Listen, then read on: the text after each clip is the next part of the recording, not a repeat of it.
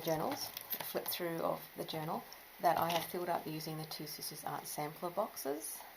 So I have been getting a box each month since September last year. So I'm up to 9 months and I've managed to fill my Delusions journal. So I thought I would take you through and show you, mostly using the products from there and what I've created. So the cover I did as an acrylic pour. I've always liked the acrylic pours, but I feel like they're always unfinished. So I tried to do a cover, which turned out fairly well. And then I've just put some stamps on it, put the Two Sisters Arts ephemera down on it, and stencils and things with a bit of glitter. So it's got the Delusions journal, just starts with a pocket. I've just kept my dates there, so when I was meant to put my videos up, which I didn't always stick to. So the first box back in September in 2018, we got some stencils and some acrylic paints and some scribble pencils. And that was my first. So most of these pages have videos that go with them. So if you look through my YouTube channel on Selena Stevens Art or on the Two Sisters Art YouTube channel, you'll find those. So that was the first one I did. The second one, I tried to do a tree, wasn't very happy with how it ended up in the end, but it's another page that was done. So this must have been the second box, where we got some little paper bags, some paper doilies, so some collage elements. We got the penny black stamp of the girl, and so I did a video of making this as well, I believe, which is just mostly collage, scraped on some gesso, bit of stamping, and it's all just about over and done with. And I really like these stamps, they're quite nice. So this was my next one I did of an angel.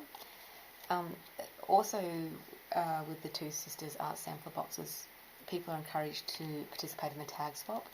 So each month you get given a tag, and then you can complete it, send it back to Tanya at Two Sisters, and she'll send you someone else's in the next month as well. So this was one that I received from somebody else. I can't remember who it was, and they haven't written their name on it.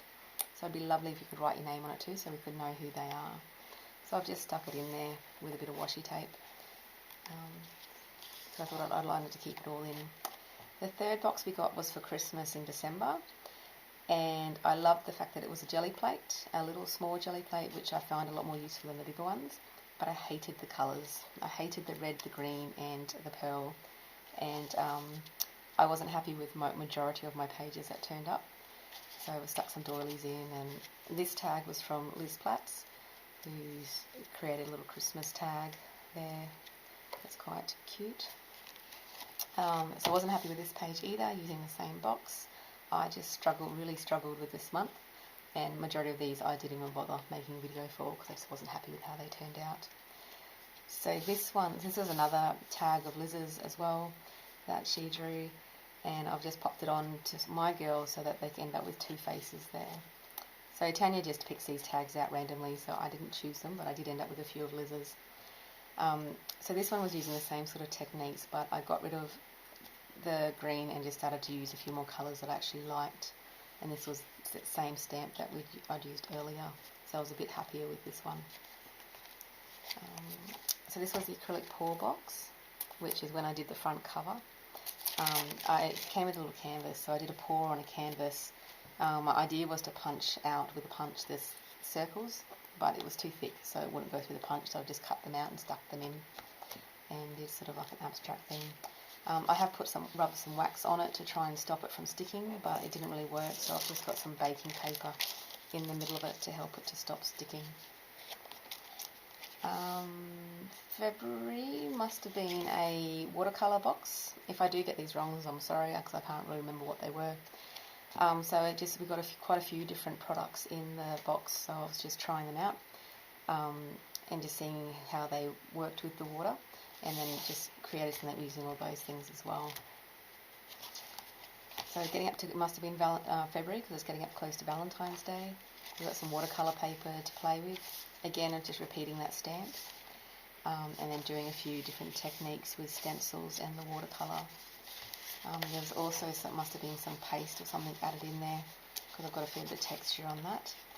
and there was a shimmery watercolour, silvery colour, so I've tried to do a heart there, and I'm sure there's a video on of most of these. So this was another tag that I received that didn't have a name on it, and I've just created a page to sort of bring that tag in as well, because I wanted all this to be incorporated into the one journal as as a sample box sort of journal. So that must be from the watercolour box as well, with all the different like ink tints and distress crowns and things like that. This one hasn't made it to video yet because I wasn't quite happy with it, and I just sort of did a little flip-ups. My full bodies still need a fair bit of work. I'm much happier drawing faces rather than actual full-bodied people. So just some girls in the garden. Then we got a distress ink pad and some stencils. It must have been a stencil and some stamps. So I was just seeing how many ways there are that I could use one ink pad. And I think I came up with 13. So I did challenge people to see how many they came up with, but no one's gotten back to me to see if they beat 13. And then I've just made it into a quote page, which I then got the idea to do it in our class at Two Sisters Art as well. So there was also a few, no, I think these are actually from home, so and I've just made a little flip out there with one of Tanya's Two Sisters Art little cards there to pop that in. I think off memory this was Michelle Potter's tag, which I hope no one's minding me actually mentioning names.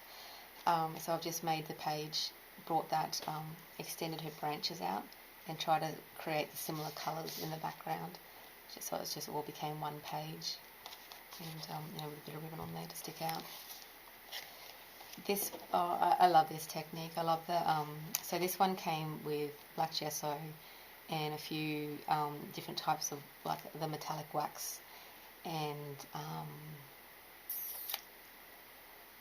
like the Inca golds and some beads and that. So so I've done this in a video, created it on a canvas, but again because I wanted to keep it in a journal, ended up ripping it all off the canvas and gluing it in here. But it's such a simple technique and it always looks effective. It's one of those that is very hard to go wrong with. So if you haven't tried it, give it a go.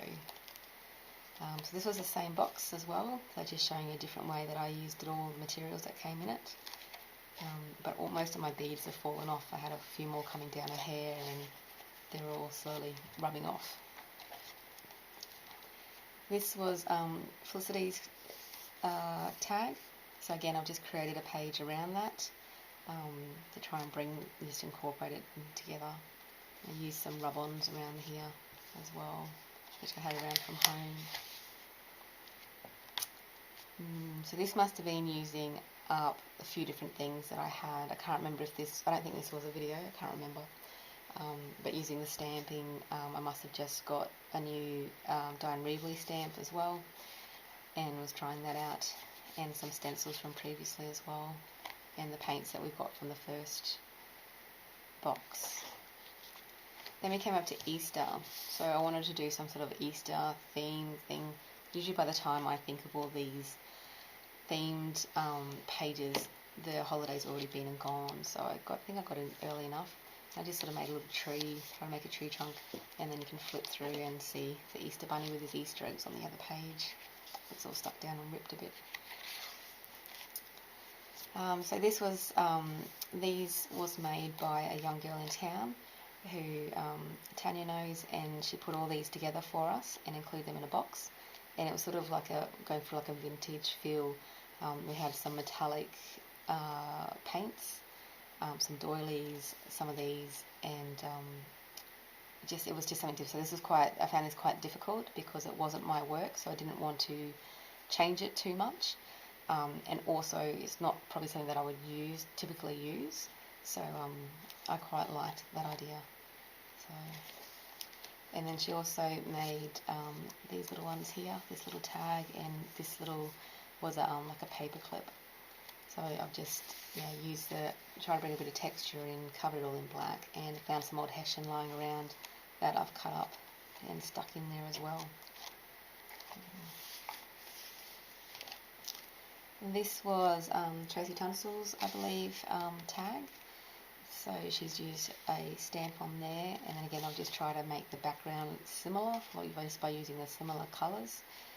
And because it's had the bird in there, I've tried to bring some birds in here as well, using a stamp that I don't normally use. And just breathe and let go. So this was I got another Liz Platz's tag. Like I said, I did end up with a few of them. It wasn't my intention, it's just how it all worked out. I think this was just using most of the stuff that I had lying around on my desk at the time. Probably not so much from a box, but I just wanted to get some sort of a scene done. I like the shape of the houses on the hill, so I just kept that extending through the page. And because it looked like it had a bit of a night sky up here, I tried to just darken that up and got a new stencil as well that I wanted to try out. This one, it's not one of my favourite pages. It worked a lot better in my head. Still deciding whether or not I will put the video up. But I will see. Well, by the time this goes up, you'll probably know whether or not this one has, because I will do this flip through afterwards. So this was the same box. So we've got some acrylic paints, we've got some heavy gel that could be used like an impasto. So I've tried to create a lot of texture here. You can see the brush marks I stamped into it, so you can see the stamp in there, and then did colour mixing. So like this page was just made with 3 different colours, the yellow, the orange and the purple, or purpley blue colour, and the heavy gel, and that's pretty much all I used on this page. So yes, this little page, generally in most of my journals I have a page at the back that I end up just cleaning brushes on, and this was that page. So the bright colours underneath and the black circles was sort of all from cleaning stencils or using up leftover paint. And then I had some of the purple mixed up from here, and then I just scraped that through. Used up one of the old tags that I'd ripped in half or something. The little die cut is from Rita Barakat, who was kind enough to send me some of her die cuts to muck around with. So she's one of my last ones, so I popped her in as well with a cheeky little smile on her. And then this is my last page.